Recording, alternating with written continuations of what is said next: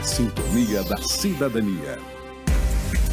Agora na Rádio Câmara, painel eletrônico.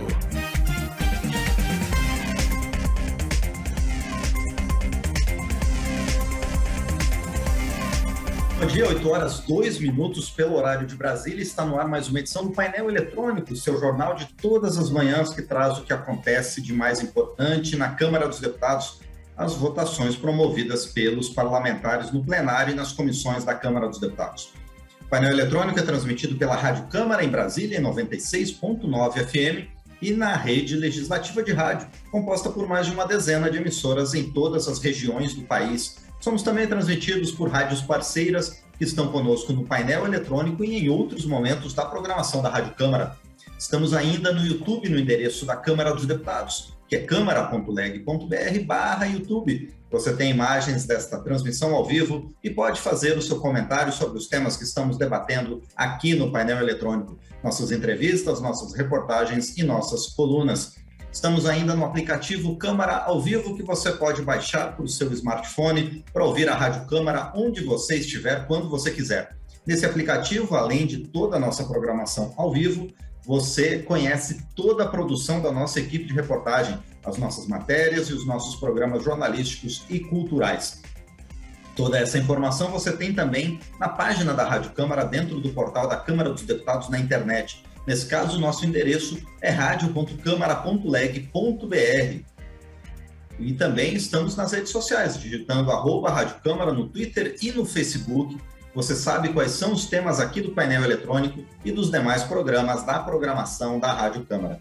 E para entrar em contato conosco, para fazer a sua sugestão, a sua pergunta, o seu comentário, para tirar a sua dúvida, você manda um e-mail para radio@câmara.leg.br ou então uma mensagem para o nosso número de WhatsApp, que é 61999789080. Bom dia, eu sou Márcio Aquilissardi e agradeço a você por estar conosco aqui no painel eletrônico na manhã desta sexta-feira, dia 25 de fevereiro de 2022. E agora em Brasília são 8 horas e 4 minutos. Resumo da semana. Bom, vamos saber a partir de agora quais são os principais temas que os deputados debateram na Câmara e votaram ao longo destes últimos dias. E para falar sobre isso, a gente vai receber a editora-chefe da Rádio Câmara, a jornalista Ana Raquel Macedo. Oi, Ana, tudo bom? Oi, Ana, você está sem microfone. Pronto. Agora sim, Márcio Aquilissardi, tudo bom? Exatamente. Tudo bem, está todo mundo ansioso para ouvir você. Liga logo esse microfone aí. Bom, então o plenário da Câmara votou em primeiro lugar essa proposta que legaliza os jogos de azar no Brasil, incluindo cassino, jogo do bicho, bingo. Como é que foi a discussão e a votação dessa matéria, Ana? Pois é, Márcio, essa é uma questão que vem sendo discutida aqui na Câmara, no Congresso, assim, há 30 anos, pelo menos, que a gente tem projetos tratando desse assunto aqui na Câmara. E é exatamente isso que você falou, essa proposta, ela legaliza o que a gente costuma chamar de jogos de azar. Para alguns pode ser até de sorte, né, Márcio? Mas a gente chama, assim, no comum, né, dos jogos de azar. E ela legaliza exatamente os jogos nos cassinos, nos bingos, videobingos, jogos online, jogo do bicho, corrida de cavalo.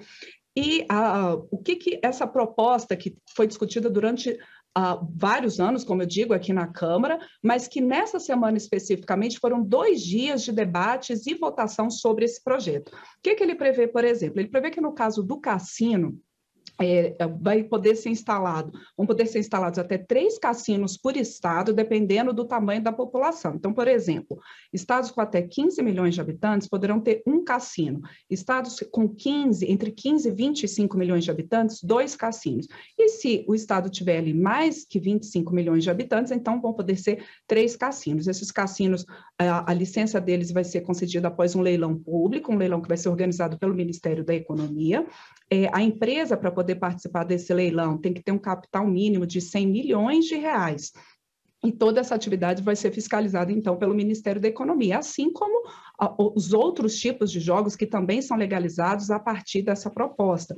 Por exemplo, no caso dos bingos, vai poder ter um estabelecimento de bingo a cada 150 mil habitantes no município, né, por município. No caso do jogo do bicho, uma licença para a empresa a cada grupo de 700 mil habitantes. Os estabelecimentos de corridas de cavalo também vão poder explorar bingo e videobingo. Bom, além disso, além de poder legalizar esses jogos, Márcio, essa proposta também ela estabelece ali a questão da cobrança de taxas, estabelece também alguns tipos penais a partir do mau uso ali de crimes relacionados a esses jogos. Ela também prevê a criação de um cadastro de pessoas que eventualmente estejam viciadas nesses jogos e com isso essas pessoas que forem inseridas, né, nesse cadastro, elas não vão poder mais entrar nesses estabelecimentos. Também a gente tem também está nessa proposta, que foi relatada pelo deputado Felipe Carreiras, do PSB de Pernambuco, a criação de que ele chamou ali na proposta de CID Jogos, que vai ter uma alíquota de 17% para as empresas, esses 17% cobrados em cima de 20% do faturamento, já que 80% vão ser destinados, então, aos prêmios. E essa CID Jogos, ela vai para diversas áreas, inclusive isso foi uma grande discussão em plenário, para onde queria esse dinheiro arrecadado com os jogos. Então, vão para áreas como tratamento de pessoas viciadas em jogos, para a Embratur, para o Fundo Nacional de Segurança Pública, para os fundos de participação dos estados e municípios, para ações de proteção animal.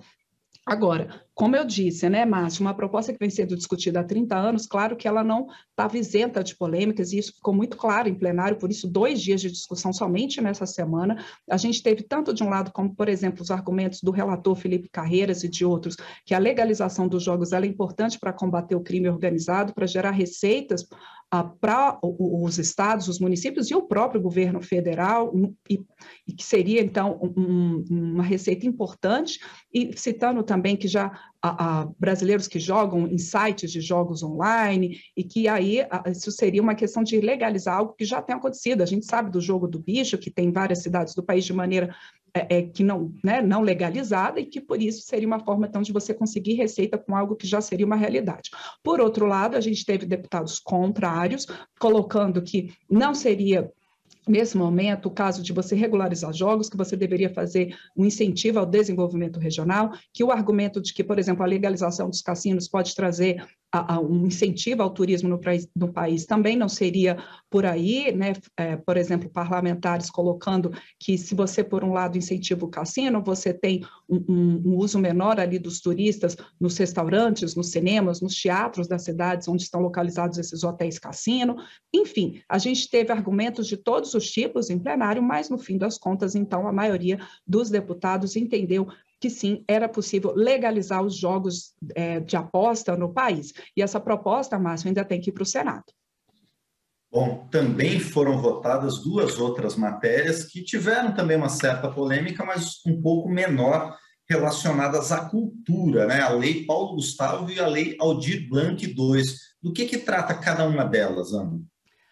Márcio, era uma discussão que vinha acontecendo, assim, porque havia algumas, tanto na Lei Paulo Gustavo quanto na Lei Aldir Blanc II, uma certa resistência ali, em princípio, pela base governista, por conta dos recursos que vão ser destinados a essa área. Mas, no fim, houve a possibilidade de um acordo entre a maioria das bancadas e as 2 propostas foram aprovadas ali pela maioria dos deputados. A Lei Paulo Gustavo II, a Lei Paulo Gustavo, ela vem do Senado, foi uma proposta que veio do Senado, em homenagem, inclusive, ao ator Paulo Gustavo, que, infelizmente, faleceu por conta da Covid-19, e essa lei, ela prevê, então, um incentivo ali de 3,8 bilhões de reais nesse ano, né, quando ela for aprovada definitivamente, para o setor de audiovisual, para que o governo federal transfira a estados e municípios esses recursos para incentivo, então, a produção audiovisual. Depois de um acordo com a base governista, a Lei Paulo Gustavo foi aprovada pelos deputados, prevendo, entre outras questões também, que a Secretaria de Cultura, né, do governo federal, ela vai ser a responsável por definir as prioridades de aplicação desses recursos. Além da Lei Paulo Gustavo, também foi votada pelos deputados a proposta da Lei Aldir Blanc II. Essa ela prevê cerca de 3 bilhões de reais por ano, também na forma de transferência a estados e municípios, para incentivo a manifestações culturais. E a Lei Aldir Blanc II, ela vem como um incentivo permanente, perene ali na cultura. A estimativa no primeiro ano é de 3 bilhões de reais, mas depois esses valores seriam atualizados pelo crescimento da economia.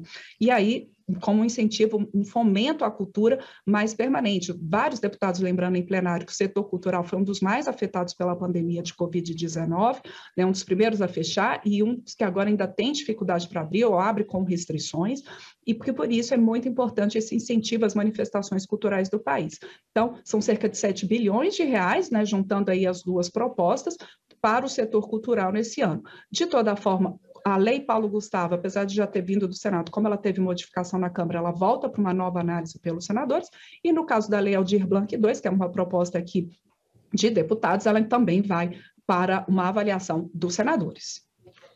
Bom, e da questão cultural a gente vai para a economia, não é, Ana? Teve outras duas matérias relacionadas ao tema. Uma que transfere os terrenos de marinha, os chamados terrenos de marinha, para estados, municípios ou aos seus ocupantes atuais, e outra matéria que também, uma medida provisória, que altera a taxa dos mercados de títulos e valores mobiliários. Com essas matérias aí, houve um pouco mais de consenso? Sempre tem discussão em plenário, né, Márcia? A gente sabe que, até porque são assuntos complexos, a gente sempre tem bastante debate em plenário. Mas, por exemplo, principalmente nessa questão da proposta de emenda à Constituição, que mexe com os terrenos de marinha, houve muito debate. Em termos gerais, o que prevê essa PEC? Ela transfere, como você mesmo colocou, os chamados terrenos de marinha para estados e municípios, naqueles locais, ocupações urbanas, né, onde já haja ocupação urbana, ou também para os particulares que ocupem essas áreas, né, de terrenos de marinha. Só que no caso dos particulares, pessoas físicas ou jurídicas, elas vão ter que, se elas tiverem interesse em ter a titularidade dessa área, elas vão ter que pagar um valor à União, só que a União, então, vai descontar desse valor que vai ser pago pelos particulares os últimos 5 anos pagos em taxa. Por quê? Porque os terrenos de marinha, e esse foi um dos grandes debates em plenário, os terrenos de marinha, eles são uma área ali, né, no litoral do país, ao longo de todo o litoral do país, que vem desde a época do Brasil Colônia. Como é que eles foram estabelecidos? Foram estabelecidos, primeiro, como uma parte de defesa do litoral brasileiro, então, desde a época, né, do Brasil Colônia, ele foi sendo incorporado, então, essa questão dos terrenos de marinha foram passando ano a ano, século a século, no caso, né, pela coroa portuguesa, e depois até recepcionado por legislações já na época do Brasil República, né, Brasil já independente.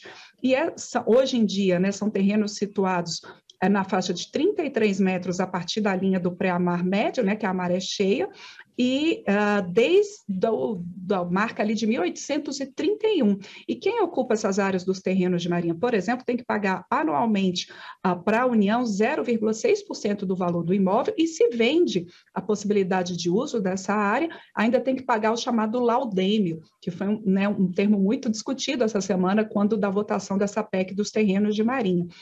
Então, se por um lado a maioria dos parlamentares ali favorável à questão de que essas taxas não fazem mais sentido, né, o pagamento dessas taxas não faz mais sentido, até muitos falaram em anacronismo no pagamento dessas taxas, por outro, como há essa possibilidade de transferência, né, da União dessas áreas ali no litoral para estados, municípios e mesmo particulares, houve ali parlamentares contrários à PEC no sentido de uma preocupação principalmente ambiental e de que eventualmente esses terrenos de marinha, no momento dessa transferência, acabem também se tornando alvo de especulação imobiliária. O relator, o deputado Alceu Moreira, do MDB do Rio Grande do Sul, rebateu essas questões, colocou que são áreas que já vêm ocupadas e que não tem mais como, de fato, já é uma ocupação consolidada, a União não vai mais, digamos, tomar essa área, né? Ele ressaltou também que, no caso de imóveis ali, de habitações de interesse social, a transferência da titularidade vai ser feita gratuitamente, então ele citou, por exemplo, o caso das vilas de pescadores, que nesse caso, então, não vai ser cobrada, né, o terreno. A União, ela teria, a partir da aprovação, a partir da promulgação dessa emenda constitucional, 2 anos para efetivar essas transferências, e que estados e municípios que ainda no futuro requisitem essas áreas que eventualmente não estavam ocupadas quando dessa transferência, mas que apresentem ali um plano de ampliação da cidade, baseado no Estatuto das Cidades, isso também pode ainda no futuro ser possível, essa transferência de terrenos de marinha hoje não ocupados, mas que com esse planejamento que a União possa transferir para estados e municípios. Como eu disse, houve esses questionamentos sobre especulação imobiliária, sobre uma possibilidade de infração de regras ambientais, mas a maioria dos deputados entendeu que não havia mais sentido, então, na cobrança dessas taxas e que no momento que você transfere para quem de fato já ocupa essa área há um tempo, há até uma possibilidade de um melhor cuidado dessa área. Esse foi o argumento aí principal que venceu no plenário. Essa proposta de emenda à Constituição, Márcio, ela ainda tem que passar pela avaliação dos senadores, essa dos terrenos de marinha. Como você disse, outra proposta aprovada na área da econômica, né, foi essa medida provisória 1072, que ela mexe ali com as taxas de fiscalização dos mercados de títulos e valores mobiliários, que é cobrado hoje pela Comissão de Valores Mobiliários. Em termos gerais, o que ela faz? Ela aumenta a taxação das grandes empresas que atuam nesse mercado, por outro lado, ela diminui a dos pequenos investidores. E o relator dessa proposta, o deputado Neucimar Fraga, do PSD do Espírito Santo, citou muito essa questão no plenário, de um incentivo aos pequenos, que mais agentes aí possam atuar nesse mercado de valores mobiliários, de investimentos, de venda de títulos, com essa possibilidade de redução de taxas. Então, por exemplo, um exemplo aqui, as taxas cobradas pela CVM de acordo com essa medida vão variar de acordo então, com o volume e o tamanho do operador. Então, por exemplo, elas podem chegar a R$600 mil para carteiras de título com volume superior a 20 bilhões de reais por investidores estrangeiros, operadores que comercializem aí mais de 1,3 bilhão de reais. Por outro lado, os assessores de investimentos ou plataformas eletrônicas que operem valores a partir de 50 mil reais vão pagar taxas aproximadas de R$550 por ano. Por isso, né, startups e pequenos, essa é a expectativa de que você tendo esse ajuste nessas taxas cobradas pela CVM, nesse mercado de venda de títulos e de valores, negociação de valores mobiliários, que possa, então, incentivar mais agentes atuando, mais concorrência, que isso, no fim das contas, beneficie também o investidor. Essa medida provisória, Márcio, também ainda precisa ir para o Senado.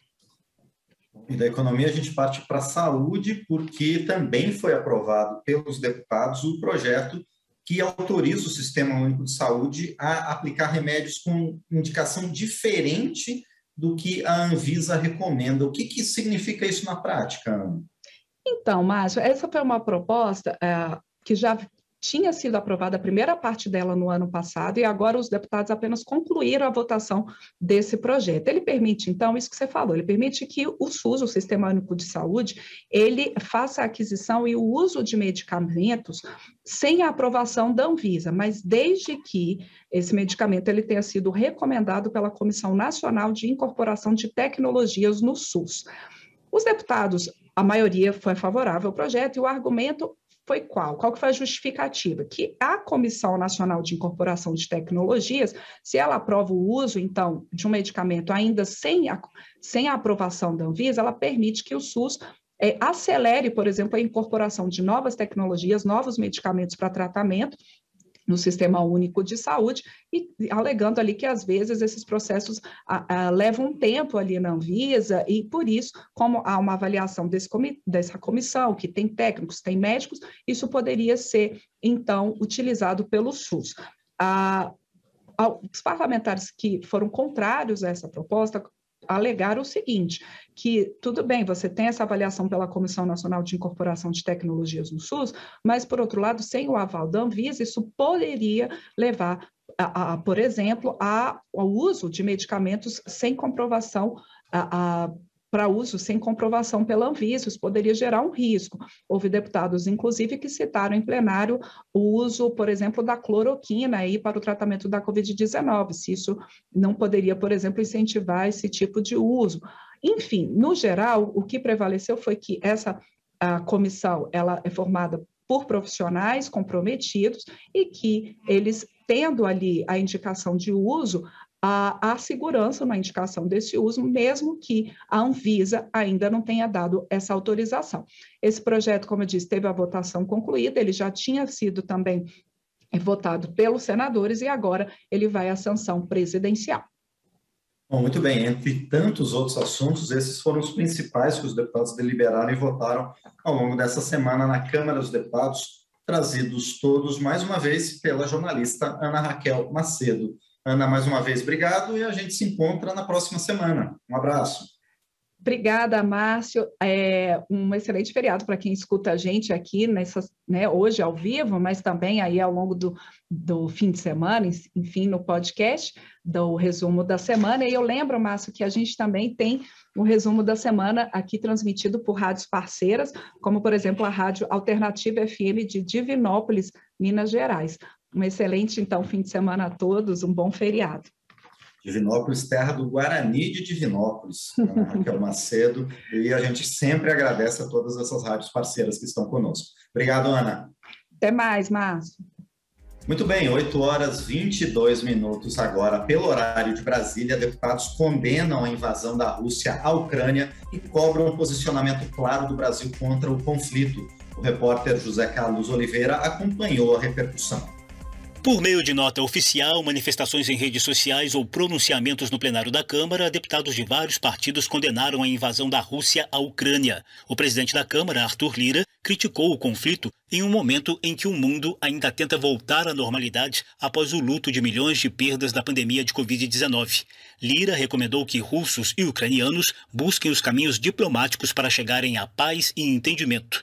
O presidente da Comissão de Relações Exteriores da Câmara, deputado Aécio Neves, do PSDB de Minas Gerais, divulgou nota oficial de apoio à Ucrânia e, representando o parlamento brasileiro, conversou diretamente com o ministro de Relações Exteriores para pedir clareza do governo federal quanto à condenação à invasão russa. Conversei com o ministro Carlos França, cobrando inclusive uma manifestação mais clara do governo brasileiro de condenação a essa invasão injustificável da Rússia no território ucraniano. A posição do Brasil até agora tem sido muito tímida, gerando até uma certa dubiedade. Disse a ele que o Congresso Nacional defende que o Brasil tenha também na reunião do Conselho de Segurança das Nações Unidas uma posição também clara de condenação a essa invasão. O ministro me garantiu que o Brasil está evoluindo da sua posição inicial e eu espero realmente que possa haver uma sintonia maior entre o sentimento dos brasileiros expressado pelo Congresso Nacional com a posição do próprio governo. Segundo Aécio, o ministro Carlos França também informou sobre as ações de retirada dos brasileiros que vivem na Ucrânia.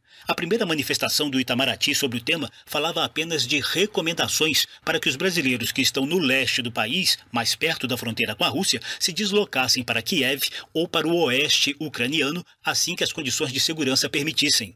A nota da Comissão de Relações Exteriores da Câmara define a Ucrânia como o país soberano que conquistou a independência em 1991 e acrescenta que os bombardeios russos violam as regras e as normas internacionais e devem ser fortemente condenados pelas instâncias multilaterais e pelos governos democráticos. Na mesma linha, o presidente do Grupo Parlamentar Brasil-Ucrânia, deputado Cláudio Cajado, do PP da Bahia, afirmou que os russos desrespeitam todos os princípios fundamentais das Nações Unidas com agressões inaceitáveis e danos irreparáveis à humanidade.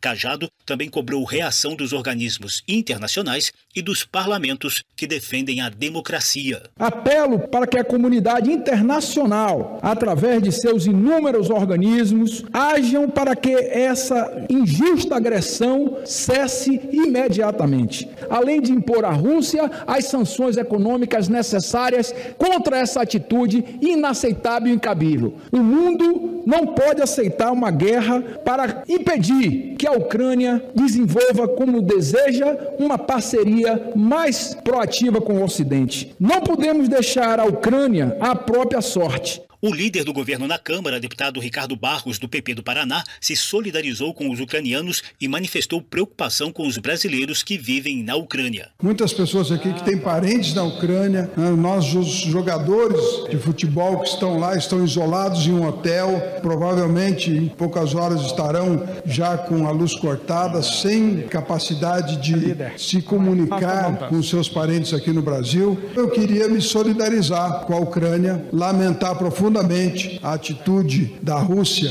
Nosso Itamaraty já fez hoje um apelo pelo diálogo, pela solução diplomática deste impasse que está estabelecido. A primeira nota oficial do Ministério das Relações Exteriores do Brasil, divulgada na manhã desta quinta-feira, citava ainda que, como membro temporário do Conselho de Segurança das Nações Unidas, o país defenderá soluções baseadas nos princípios da não intervenção, da soberania e integridade territorial dos Estados e da solução pacífica das controvérsias.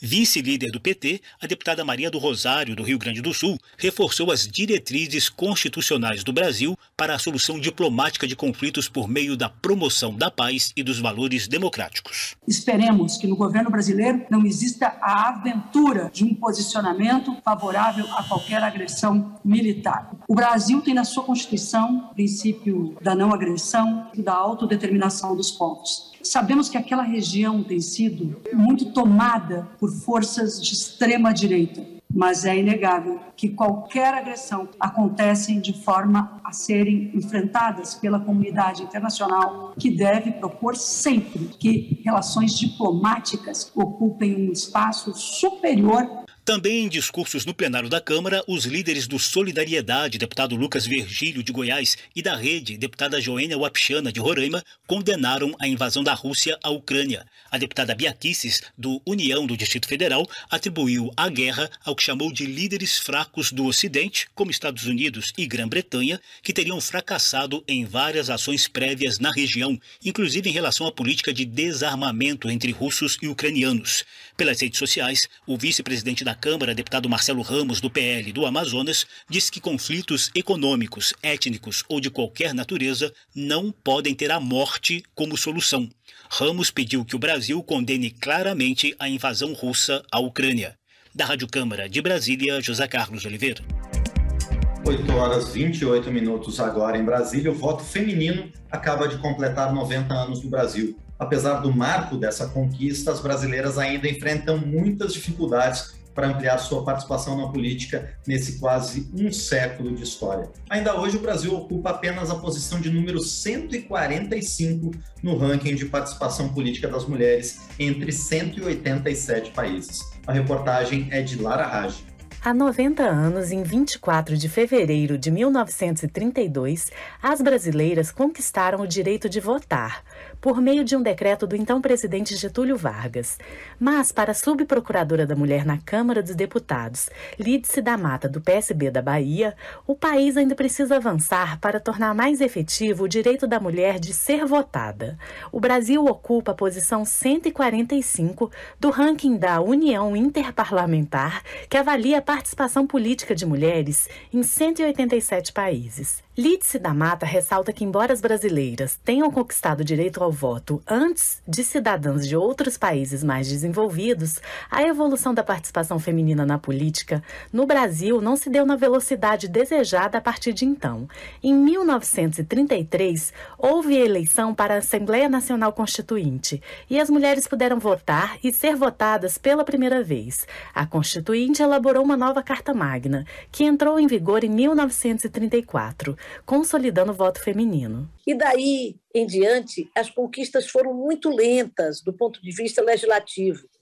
Nós passamos um período em que praticamente nós tínhamos o direito de voto, mas não o direito de ser votada, mesmo que esse direito existisse na lei.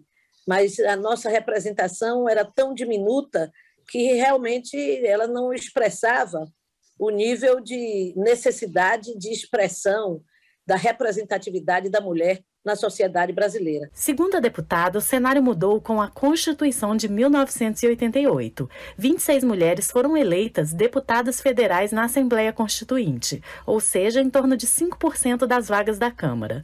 Lídice da Mata foi uma delas. Nós não teríamos licença maternidade de 120 dias se não tivéssemos na Constituinte a presença de uma bancada mais significativa do que tínhamos antes. Nós não teríamos o direito, a definição de salário igual para funções iguais, se não fosse também a participação das mulheres na Constituinte. Hoje, o percentual de mulheres na Câmara dos Deputados subiu para 15% e no Senado para 12%, mas perto de 20% dos municípios brasileiros, ou cerca de 1.000 dos 5.500, não tem sequer uma mulher como vereadora.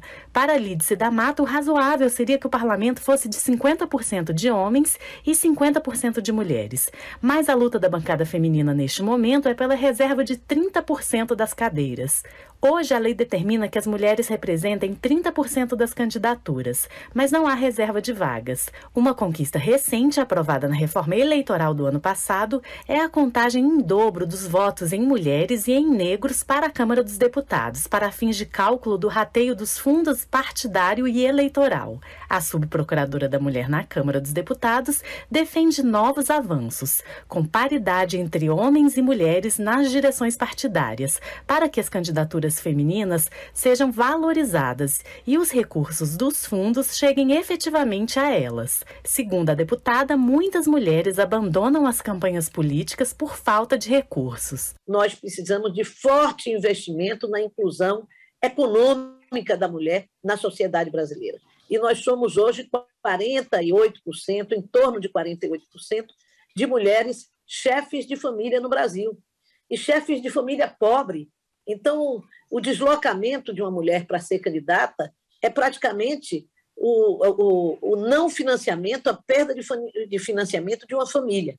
É isto que nós precisamos debater e modificar no Brasil. Nas eleições de outubro deste ano, 77 milhões de brasileiras deverão ir às urnas. Lídice da Mata teme que haja concentração de votos nos chamados caciques partidários, os líderes tradicionais das siglas, ou em seus herdeiros políticos, devido ao fim das coligações. A deputada é favorável às coligações, hoje vedadas, e também às federações partidárias, uma nova possibilidade política aprovada recentemente pelo Congresso. Da Rádio Câmara de Brasília, Lara Rage. A Câmara se prepara para eleger presidentes das comissões temáticas permanentes. O repórter Silvério Rios nos conta um pouco sobre qual é a importância desses colegiados. A Câmara dos Deputados possui 25 comissões temáticas e permanentes. Essa espécie de subdivisão do plenário foi criada no regimento interno para tornar mais eficiente e produtivo o trabalho parlamentar nas suas funções legislativa e fiscalizadora. Como o próprio nome diz, esses colegiados menores analisam projetos e tratam de assuntos ou temas que dizem respeito à respectiva área de atuação de cada um deles. Assim, uma proposta sobre produção de alimentos vai ser analisada pela Comissão de Agricultura e Pecuária. Quando se tratar de locomoção de pessoas ou cargas, a Comissão de Viação e Transporte vai ser a responsável pela análise. No caso de profissões, emprego e desemprego, o projeto tem de passar pela Comissão de Trabalho. A Comissão de Esportes trata de proposição, por exemplo, sobre futebol e Olimpíadas, a de Saúde, sobre medicamentos e hospitais, e a de Cultura, sobre direitos autorais, literatura, teatro e cinema. O mais comum é que um projeto de lei, por envolver várias áreas, passe por mais de uma comissão.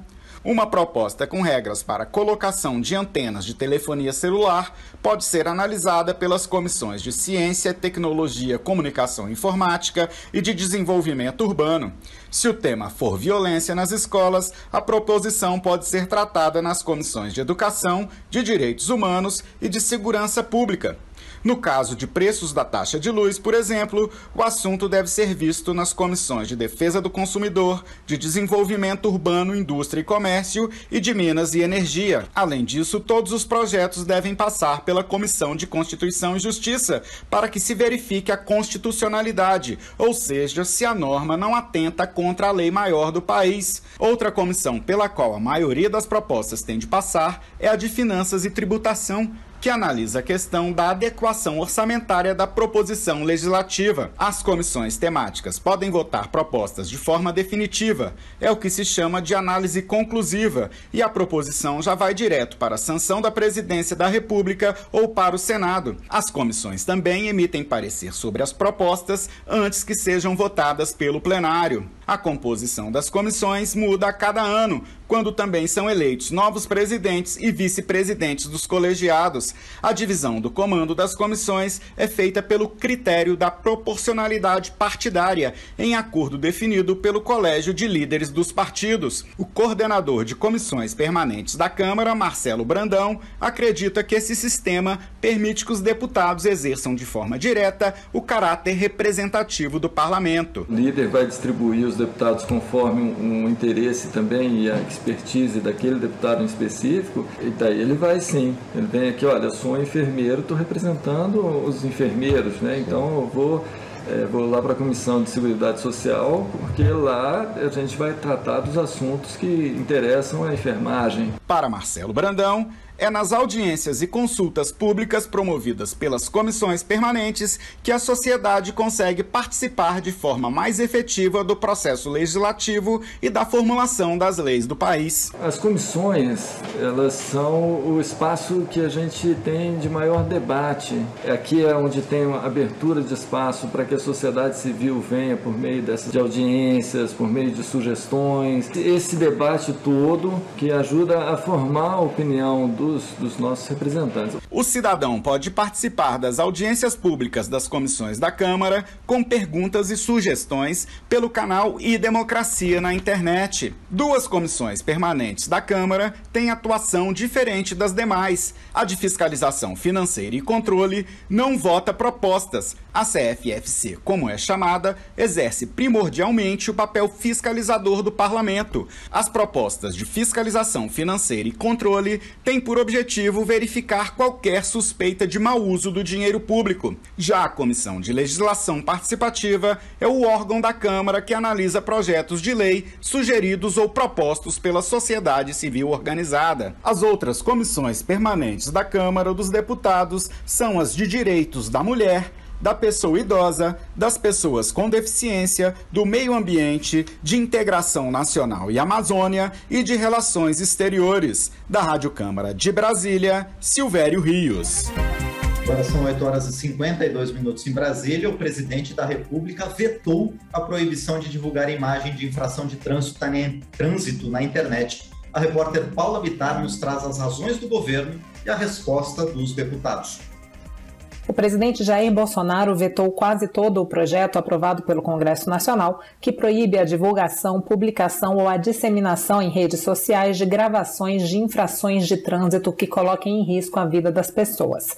A proposta previa penas para essas condutas. Ao todo, foram 13 vetos. Apenas um dispositivo da proposta foi mantido pelo presidente, o que trata do prazo de emissão da notificação da penalidade de suspensão ou cassação da carteira de habilitação, que passa a ser contado a partir da data da instauração do processo administrativo. A medida entra em vigor em 180 dias. Segundo as justificativas para o veto, a proposta contraria o interesse público e teria pontos inconstitucionais. De acordo com Bolsonaro, a proibição de divulgação de imagens de violações de trânsito recairia sobre todas as infrações, mesmo as não intencionais, restringindo a liberdade de expressão e de imprensa. Também foi vetado o dispositivo que obrigava as redes sociais a retirar o conteúdo do ar em até 24 horas da notificação pela autoridade judicial e a adotar medidas para evitar novas divulgações, sob o risco de advertência ou multa em caso de descumprimento da ordem. Bolsonaro alegou censura prévia entre as razões para o veto. Foram vetados ainda os dispositivos que tratavam de penas para as pessoas e condutores que divulgassem imagens de infrações de trânsito de natureza gravíssima. A autora do projeto, a deputada Cristiane de Souza Iarede, do PL do Paraná, disse que vai trabalhar pela derrubada dos vetos. A importância de manter a punição e as regras do projeto é que nós vamos salvar vidas. Essas pessoas que costumam fazer esses rachas, esses pegas, elas normalmente filmam essas infrações, postam em suas redes sociais, são remuneradas para tanto. E isso cria um incentivo, porque a leitura que fica a um país é um país que não há uma preocupação em punir esses infratores. Por outro lado, o vice-líder do governo, o deputado Sanderson, do União do Rio Grande do Sul, afirma que a proposta contraria princípios constitucionais e que eventuais abusos devem ser punidos depois e não censurados previamente. Talvez, no mérito, no conceito, a matéria é muito importante, mas nós teremos que então modificar a Constituição, que hoje é muito clara, dizendo que há liberdade de expressão, que não cabe prévia censura e que os abusos devem ser reprimidos tanto na esfera civil como também na esfera criminal. Cabe aos deputados e senadores decidir se derrubam ou mantêm os vetos em sessão conjunta do Congresso Nacional. Para um veto ser rejeitado, é preciso o voto da maioria absoluta dos parlamentares de cada uma das casas, ou seja, 257 votos na Câmara e 41 no Senado. Da Rádio Câmara, de Brasília, Paula Bittar. 8h55 pelo horário de Brasília. De que forma a gente lida com a informação que recebe ao longo de todo o nosso dia a dia? Bom, o Humberto Martins, nosso jornalista, e a psicóloga Marta Vieira, do Departamento Médico da Câmara dos Deputados, no quadro Conversa de Elevador, vão falar justamente sobre isso. Vamos ouvir. Oi, Humberto, tudo bom? Ô, Marta, tudo tranquilo? Ai, Humberto, hoje eu tô tão agoniada, eu tô tentando... Você imagina que eu mudei minha senha do e-mail e eu tô tentando lembrar e eu não consigo lembrar. E olha que eu usei essa senha umas 3 vezes, mas ela escapou da minha cabeça e eu não anotei. Eu vou ter que trocar a senha de novo, né? Mas, Marta, a gente vive num mundo de senhas, né? Que coisa impressionante. E é tanta coisa e pedem pra você que você faça senha diferente para que não fique igual, não fique fácil de ser clonado. E aí você vai amontoando informação de senha, e aliás não é só senha, né? Tanta informação. Tudo, nossa, assim, é muita entulhação de informação, de coisa que a gente tem que fazer, tem que pensar. Às vezes eu tô de noite, assim, antes de dormir, eu fico me lembrando, eu tenho que providenciar aquilo. Coisinhas pequenas, eu tenho que buscar a roupa que eu deixei na tinturaria, que eu já esqueci há 2 semanas que eu não fui buscar.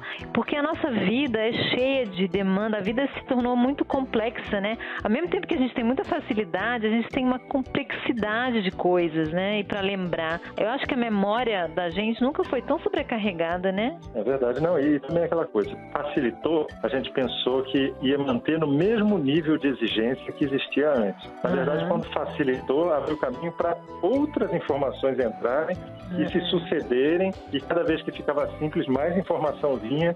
Olha, e aí eu acho, culpa e ansiedade, né? Pior que é mesmo, né? Se tornou tudo muito complexo, muito sobrecarregado, né? E tem essa coisa que você falou da culpa, né? É tantas prescrições, né? Só, por exemplo, com a saúde. São tantas prescrições que a gente tem hoje, né? Tem que tomar tal suplemento, tem que fazer exercício, tem que tomar não sei quantos litros de água, tem que tomar não sei o quê, pode pegar sol, não pode pegar sol, tem que dormir tantas horas, que o simples cuidar da saúde virou uma coisa tão complicada, né? E a gente tá sempre culpado porque a gente nunca consegue fazer tudo, né? Até porque a gente tem que atender as outras demandas, né? Às vezes, Humberto, eu me sinto culpada porque às vezes eu fico meio desinformada, às vezes eu fico, não consigo acompanhar as notícias e aí acontece uma coisa importante e alguém me pergunta e eu não sei daquilo, porque eu não acompanhei. Mas teve uma época que você tinha assim, um número muito restrito de informações, né? Então, por exemplo, você tinha o momento do dia em que você assistia a televisão para se informar, ou então você e era aquilo ali, né? Era só o Jornal Nacional e acabou, né? E aí você tinha o jornal, então o jornal era uma fonte, eventualmente rádio também, tinha uns horários de noticiário. Agora você tem um volume de fontes de informação muito variado.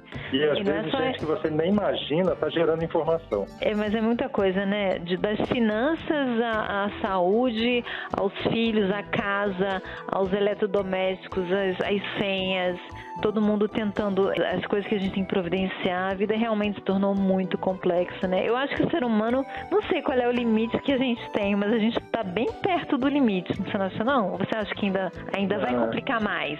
Eu acho só que a gente está tentando adotar o comportamento de se tornar um computador. Então, a gente, na verdade, está adotando aquela postura do criador que é engolido pela criatura. Né? O mesmo, né? Tem um raciocínio binário, ele está ali, ele é feito para acumular informação. A gente não é para fazer isso no nível em que está havendo a exigência, né?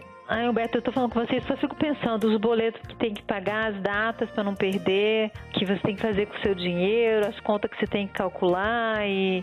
Nossa, não tem fim, né? As demandas do mundo da vida moderna não tem fim, né? Tanto que quando me cobram demais, eu falo assim, peraí, o computador tem memória RAM, eu tenho memória de RAM, então não adianta, não vai caber tudo. Memória de RAM. Até que você tem uma memória ótima, mas como com certeza já está sobrecarregada. verdade. Bom, Márcia, chegou ao meu andar, que ótimo falar com você. Beijo, Humberto. Tchau. Você ouviu Conversa de Elevador, com Humberto Martins e a psicóloga Marta Vieira. Pontualmente 9 horas em Brasília, o painel eletrônico está chegando ao fim. O programa de hoje teve produção de Carmen Fortes e Marcos Brito, trabalhos técnicos de Bibiano Nunes, que entrará em férias a partir da semana que vem e vai nos deixar por alguns dias. Desejo boas férias ao Bibiano.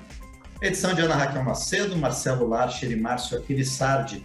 O diretor executivo da Secretaria de Comunicação e Mídias Digitais é Luiz Otávio Teixeira. O secretário de Comunicação, o deputado Acácio Favacho, e o secretário de Mídias Digitais, o deputado Alex Santana. Eu sou Márcio Aquilissardi e, como sempre, agradeço a você por estar conosco no painel eletrônico, hoje e ao longo de toda esta semana.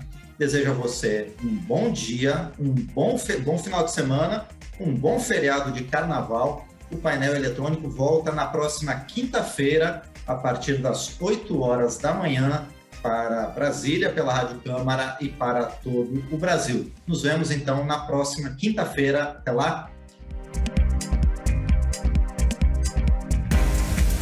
Você acabou de ouvir Painel Eletrônico.